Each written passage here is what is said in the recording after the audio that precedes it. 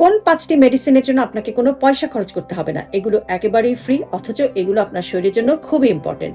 ব্যায়াম বা এক্সারসাইজ, আপনি যদি প্রতিদিন আধা ঘন্টা সময় ব্যায়ামের জন্য ব্যয় করেন, সেটা আপনার ব্লাড প্রেশার, ডায়াবেটিস, ওবেসিটি ইত্যাদি নানান রকম রোগের ঝুঁকি কমাবে।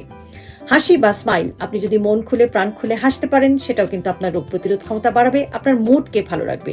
স্লিপ বা ঘুম, আপনি যদি রাতের ঘুমটা 7 থেকে 8 ঘন্টা ঘুমাতে পারেন, সেটা কিন্তু আপনাকে বিভিন্ন ধরনের রোগের হাত থেকে বাঁচাবে এবং সার্বিকভাবে আপনাকে সুস্থ থাকতে সাহায্য করবে।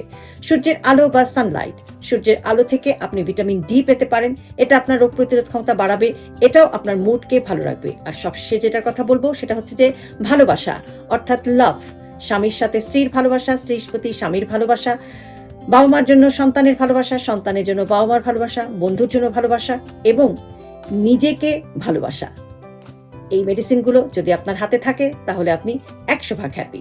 ভালো থাকবেন সবাই।